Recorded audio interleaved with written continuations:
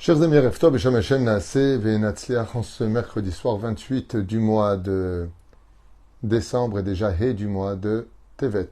Shiur acheté par Nathalie Simchas Zetoun, Bat Doli Fortuné Be'ezrat Hashem, pour la réussite, la bracha, la santé, pour mon Rav, le Rav David Tuitou. Ok, je n'ai même pas lu. Et que je suis depuis des années pour lui et toute sa famille. Oh, Toda Rabba, d'abord de me consacrer ce shiur. Que Dieu vous le rende au centuple, et Ratson, que Bémet, chaque parole du Rabbi de Lubavitch que j'ai choisi d'étudier avec vous ce soir avec l'aide d'Hachem, Tagan Alaïch Nathalie Simcha Zetoun et Karabbat Doli Fortuné pour beaucoup de réussite, de joie, de shalom, sérénité, tout ce que vous désirez. Bezrat Hachem. Je n'ai pas fait attention que ce shiur m'était donc destiné, tout Rabba, je vous le rends au centuple. Alors on commence tout de suite avec l'aide d'Hachem. En souhaitant une bonne refouach shlema pour tous les malades d'Israël, on n'oubliera pas Moratimi Bezrat Hashem et toute notre Lissara, Batsassia et Kara, et Kol Mete Israël, et bien sûr une grande réussite pour vous tous. Beaucoup de familles, comme je le disais, passent par beaucoup d'épreuves, et ce dans tous les pays. Qu'on ne se laisse surtout pas avoir ni aller à la tristesse, parce que quand il y a des problèmes, il faut trouver des solutions. On n'a pas le temps de trop s'arrêter à pleurer ou à se morfondre. Il faut bien mettre se lever et arriver à relever ce que nous sommes pour mieux relever les autres. Et c'est ce qu'on va étudier avec le Rabbi de Lubavitch, puisqu'il dit comme ça à propos de la paracha de Vaïgash, Vaïchal kel Yosef et Aviv, et Echav, et Kol bet Aviv.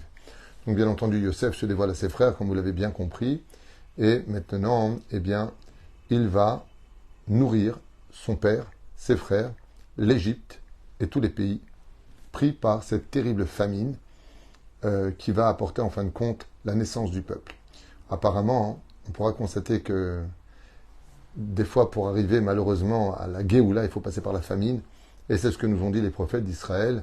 Si à la fin des temps, on ne fait pas de tchouva sur notre façon d'être, sur les shmirot de la Torah, des mitzvot, Shlomo Dra, Yakar et Foch, Lema Ben, Solika et Vadaï, Kolam Israël, eh bien, je vous libérerai, mais comme ça dit le prophète, mais je vous approuvierai. Ça veut dire qu'au lieu de prendre vos vies, eh bien, je prendrai la parnassa de telle façon à ce que vous vous rappeliez de moi. Parce que c'est vrai que malheureusement, quand on est dans des situations de stress énormes, on a beau se révolter contre Dieu, on a beau se révolter contre les hommes, on a beau se révolter contre la société ou trouver toujours un coupable.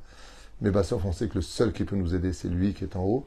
Et la reine, Dieu veut qu'on le regarde, il veut qu'on revienne à lui. Et pour cela, des fois, eh bien, il nous crée le manque. Le manque le plus important, d'une certaine façon pour nous, c'est la parnassa, puisque ce monde dans lequel nous vivons, eh bien, n'avance que quand on a de l'argent pour acheter, pour payer le loyer, pour payer la nourriture.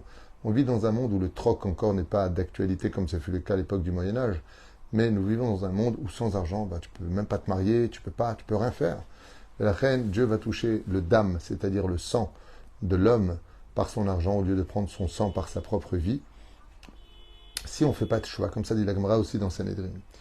Alors, nous allons voir maintenant les écrits du Rabbi Ben Adevarim Shea Torah Misaperet al Yosef Ve'echav, entre ce que la Torah nous conte sur le comportement extraordinaire de Yosef Hatzadik et de ses frères.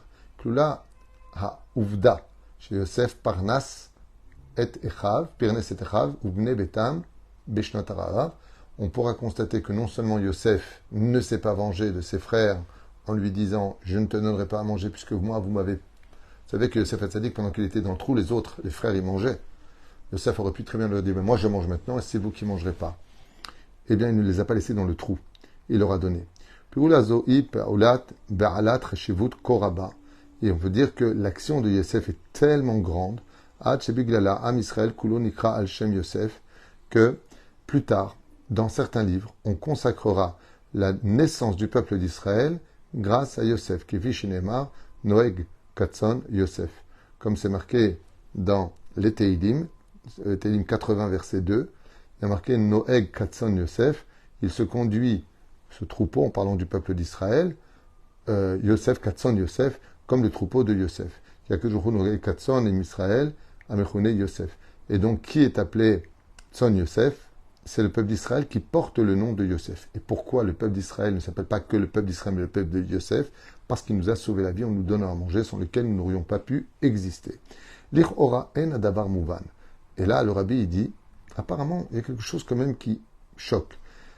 Shmo shel davar amur levate et trunato amitit ve'et ma'uto apnimit ve'elu ha'uvda שיוסף קלקל את אחיו בשנות הרעב נראית פעולה צדדית למדי, שאינה קשורה כלל למהותו של עם ישראל. מדוע איפה נקרא עם ישראל יוסף? רק בגלל פעולה זו. Pourquoi est-ce qu'on devrait sanctifier le nom d'Israël au nom de Yosef lui-même, alors que ce qu'il a fait, bon, c'est un geste extraordinaire qui mérite tous nos applaudissements, qui a fait trembler le trône divin, d'avoir nourri ses frères. Razak, mais au point d'appeler les frères au nom de celui qui l'a fait, c'est pas, ça justifie pas trop, dit le rabbi. Qu'est-ce qu'il va expliquer?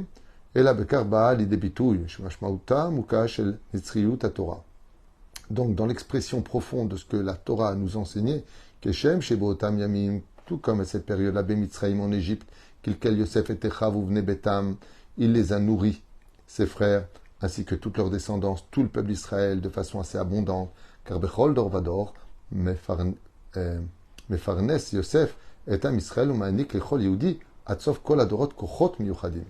là, le rabbi nous apprend un chidouche qui vaut le coup d'écouter.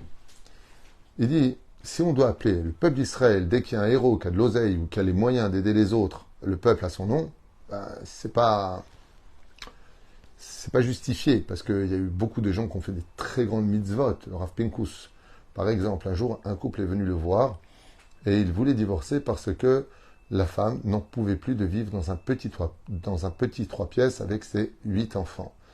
Et donc le Rav Pinkus qui vivait à côté de Netivot, j'ai oublié le nom de la ville, peu importe, Ofakim, voilà ça me revient, qui vivait à Ofakim, vivait dans une maison plutôt grande. Et le Rav Pinkus a appelé sa femme, il lui a dit, est-ce que tu serais prêt à accepter d'aller vivre dans les 3 pièces là où ils vivent et on leur laisse notre maison? Sa femme lui a dit, moi je te suis, ce que toi tu dis qu'il faut faire, on fait. Alors il lui a dit, vous inquiétez pas, ne divorcez pas, vous venez vivre dans cette maison qui est grande et nous on va aller vivre dans la vôtre. Et c'est une action qui a fait trembler certainement, pas simplement le cœur de ce couple, mais le ciel et la terre. Comment est-ce qu'un homme il serait prêt à quitter la maison dans laquelle il vit pour laisser place à des personnes qu'il ne connaît ni d'Adam ni d'Ève, et leur dire pour votre shlom bayit, alors vivez dans cette maison. Rav Pinkus. C'est d'ailleurs. On ne va pas appeler maintenant le couple famille Pinkus. Pourquoi? Parce qu'il a fait une bonne action. Donc, le rabbi s'étonne de ça en disant, ok, Yosef Hatzadik a sauvé le peuple d'Israël, alors dans ce cas-là, on devrait appeler le peuple d'Israël le peuple d'Esther, parce que Esther aussi, elle a sauvé le peuple d'Israël. Alors pourquoi on l'appelle le peuple de Yosef? C'est ce qui dérange le rabbi. Et il donne une explication ici, qui bémet est magnifique. Il dit parce que le problème de Yosef, contrairement aux autres, c'est que Yosef, en sauvant le peuple d'Israël à cette époque de l'Égypte qui était dans une famine totale, reviendra chaque génération toujours sous l'identité d'un nouveau juif pour protéger le peuple d'Israël et veiller sur lui. Regardez dans les mots du rabbi, comme il le dit ici.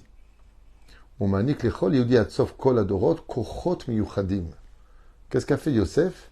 En faisant ce geste de toujours s'inquiéter, il va devenir le maître des Parnassim, c'est-à-dire il va donner de sa force dans chaque génération à ce qu'un juif, ou 2 ou 3 dans chaque ville, dans chaque quartier peut-être, ou dans chaque pays, soit celui qui veillera, grâce à lui, comme un héritage spirituel qui va lui donner la force de veille sur tes frères, veille à ce qu'il ne manque de rien.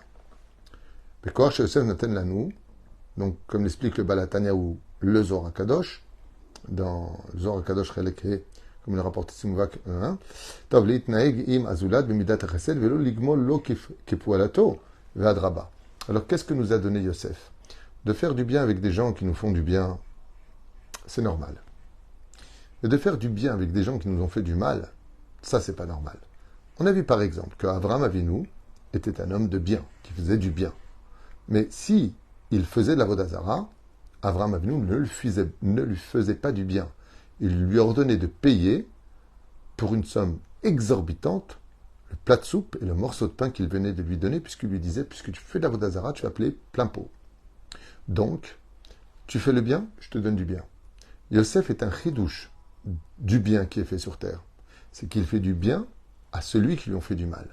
Et ça, par contre, c'est un chidouche. Pourquoi?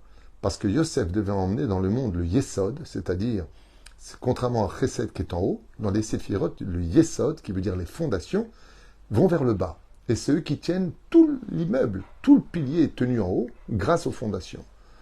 Et en d'autres termes, les fondations sont écrasées par le poids de l'immeuble, mais c'est eux qui le tiennent. C'est la sphira de Yosef. Yosef est relié à la bonté par excellence, qui dans sa différence fait du bien même à ceux qui ne le méritent pas comme les frères, duquel il aurait pu se venger. D'ailleurs, cette réflexion sortira de la bouche des frères dans la paracha de la semaine prochaine Vaïchi, qui diront à Yosef, maintenant que papa est mort, je suppose que tu vas te venger de tout le mal qu'on t'a fait. Et Yosef leur dit, mais pas du tout, vous m'avez jamais fait de mal. Vous avez pensé mal. Mais Dieu, lui, par contre, il a bien pensé, la preuve en est.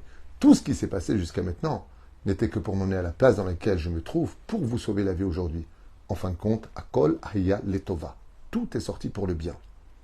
Les Gmol Vechavim Tovot. Le Karnaag Yosef et Mechav. Logamalaem ala Ra'ash Asulo. Yosef n'a pas pensé une seule seconde à se venger du mal que lui avaient fait ses frères. Et la Bidjouk Leifer, mais exactement le contraire. Il s'est empressé de les aider, de les remonter. Pourquoi? Parce qu'il y a dans la Chassidoute un point incroyable que les gens oublient, c'est que quand quelqu'un est capable de faire du mal, c'est qu'il est malheureux. Et donc, qu'est-ce que c'est dit Yosef? Il dit, si vous avez été si minutieux dans les plans machiavéliques que vous aviez fomentés derrière mon dos pour me mettre à mort et pour me vendre, pour en discuter jusqu'à manger du pain tranquillement, alors que j'étais en train de pleurer dans un trou rempli de scorpions et de serpents, c'est que quelque part, il y a un truc qui ne va pas chez vous. Vous n'avez pas assez travaillé votre joie de vivre. Et là, par contre, qu'est-ce que fait Yosef? Eh bien, étant donné qu'il est persuadé de sa philosophie que quelqu'un qui fait du mal à l'autre, c'est quelqu'un qui est quelque part malheureux, eh bien, je vais lui donner toutes les raisons d'être heureux. Comme ça, il arrêtera de faire du mal. Au lieu de le critiquer, de se venger, trouvons-lui la solution pour qu'il devienne meilleur. Ça, c'est Yosef Hatzadik. Waouh. Tov, Melachen, Kalkalotam, Beshonot Rav, Kwarze, Inik, Yosef, Lechol Yehudi, Bechol Adorot.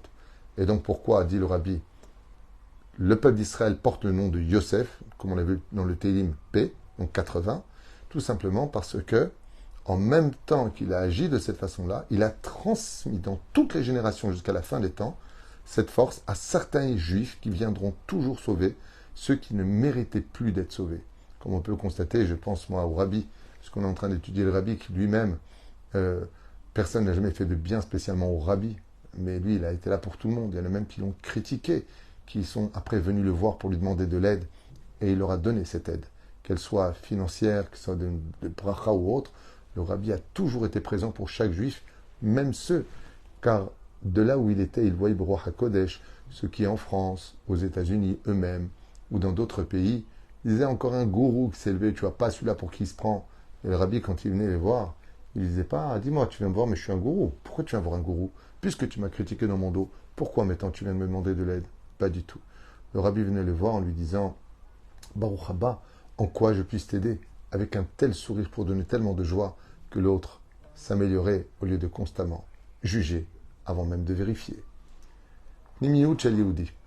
On finit avec le Rabbi qui dit comme ça. Mizdazo ligmol chayvim tovot. Ligmol et chayvim tovot, de rendre à l'autre par obligation le bien qu'il nous a fait. Inyan ikari. Comme vous le savez tous, dit le Rabbi, la gratitude dans le judaïsme est la chose la plus essentielle de notre Torah. En d'autres termes, comme vous le comprenez tous, un juif qui n'a pas de gratitude n'a aucune Torah en lui, même s'il connaît tout sur le bout des doigts. En lo shum Torah beyado. Noga le mauto shelam Israël, mikaban sheyosef hu ma'anik koach lekach nikra am Israël kulo al shmo. Étant donné que Yosef Hatzadik a de la gratitude même avec ceux qui n'en méritaient pas, eh bien, le peuple d'Israël sera donc digne de porter son nom. Ulichora eshar le taot. Al etzem hatzorech litnaeg b'midazo. Alo azulat gamal lecha ra'a, ולמה אסור לך לשלם לו כפולתו, כפעולתו, ואפילו אתה נדרש לגמול לו טובת אחת הרעה, אלא שסיבת הדבר קשורה למהותו הפנימית של יהודי. Et donc, il aurait été tout à fait logique que pour le mal qu'on t'a fait, dit le Rabbi, tu rendes le mal, et pour le bien, le bien. C'est tout à fait logique. Mais non. Yosef a dévoilé dans cette paracha quelque chose qui se trouve dans l'identité même de l'âme juive par excellence.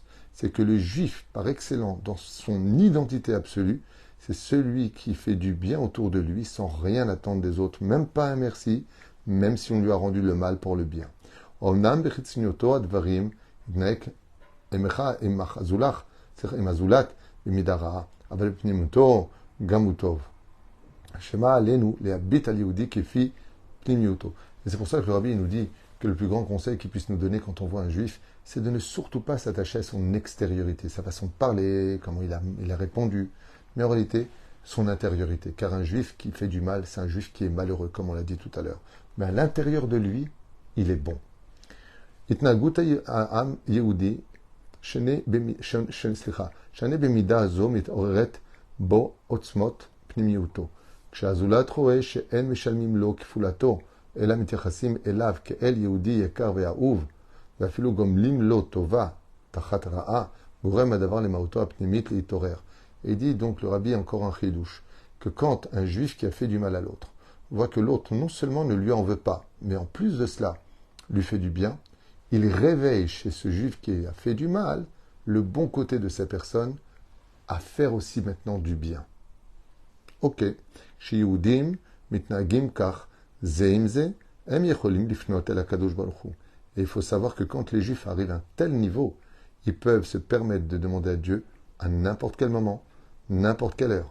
לומר לו כמאמר המדרש, מה יוסף יגמול לו, הוא אחיו רע, הוא וגם לם טובה, אף אנו גם לך רעה, גמול אנחנו טובות. Comme, pourquoi, c'est magnifique. Le rabbi il dit quelque chose que j'ai déjà enseigné à ma façon à moi, mais ces mots sont tellement beaux. Il dit pourquoi un juif, sa prière, c'est sûr qu'elle pourrait être écoutée quand il rend le bien pour le mal qu'on lui fait, entre nous les juifs. Il dit c'est très simple. Parce que quand tu viens dire à Dieu, tu vois Hachem, lui m'a fait du mal, mais moi, je lui ai fait du bien. Donc toi aussi, même si je t'ai fait du mal, parce que j'ai quand même des avérotes sur mon dos, fais-moi du bien. Tu ne peux pas être moins que moi. Dieu est obligé d'écouter, dit le rabbi, car Dieu est fier de ces gens qui sont capables de pardonner réellement parlant, tout en Bezrat Hachem, gardant le sourire et remonter l'autre malgré le mal qu'il lui a fait. הקדוש ברוך הוא אכן גומל לעם ישראל טובה, מביא אל הטובה הגדולה הזאת, הגאולה השלמה, על ידי מאשר צדקנו. Et finit le rabbi en disant que cette vertu extraordinaire, d'être quelqu'un qui est capable de rester transparent, de ne pas prendre à cœur le mal que nous font les uns et les autres, l'emmènera automatiquement à être celui qui provoquera la Géoula. C'est tout ce qui nous manque, ça s'appelle l'amour gratuit. J'ai aucune raison de t'aimer, au contraire, j'ai même des raisons de te haïr. Je vais quand même t'aimer. Tu sais pourquoi? Parce que je suis certain qu'au fond de toi, tu n'es pas si mauvais que ça, et que c'est ce que je vais essayer de dévoiler à travers le bien que je vais te faire, malgré tout le mal que tu m'as fait. Kol Tuv et Leitraot.